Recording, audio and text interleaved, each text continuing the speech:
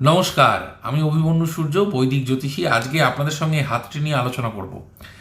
আপনারা কি করে বুঝবেন যে মানুষটির সঙ্গে আপনারা মিশছেন, কাজ করছেন, ব্যবসা করছেন অথবা সম্পর্ক করেছেন, সেই মানুষটা সৎ না অসৎ, প্রতারক কিনা, ঠক কিনা, জোচ্চোর কিনা?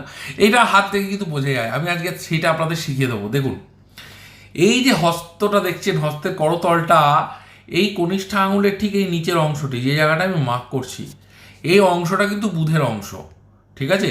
এই বুধের অংশে যদি দেখেন কোনো জাতকের এরকম ক্রস সাইন হয়ে রয়েছে, এরকম ক্রস সাইন, অথবা যদি দেখেন এখানে একটা তিল রয়েছে, ছোট্ট কালো চিহ্ন, স্পট বা ছোট্ট তিল, বিন্দু যেটাকে বলে, সেই চিহ্ন হয়ে রয়েছে, তাহলে কিন্তু সেই জাতক ঠক, প্রতারক, প্রবঞ্চনাকারক, মিথ্যাবাদী, খলবুদ্ধি সম্পন্ন জাতক জাতিকা হয়ে থাকে। এরা কিন্তু নিজের স্বার্থ সিদ্ধির জন্য অন্যের সাথে সম্পর্ক করে, অন্যের সাথে যোগাযোগ করে এবং স্বার্থ সিদ্ধির উদ্দেশ্যে এরা সকলের সাথে মিশে। এরা কিন্তু অনেস্ট হয় না, এরা কিন্তু বিশ্বস্ত হয় না। এই ধরনের ব্যক্তির সাথে মেলা মেশা, সম্পর্ক, ব্যবসা, যে কোনো কিছু লেনদেন বিষয়ক কিছু করলে কিন্তু আপনারা প্রতারিত হতে পারেন।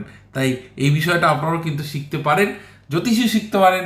আপনারা আমার চ্যানেলটিকে সাবস্ক্রাইব করে দেবেন যদি ভালো লাগে। যদি ভিডিওটা ভালো লাগে অবশ্যই শেয়ার করে দেবেন। সকলে পাশে থাকুন। ধন্যবাদ, নমস্কার।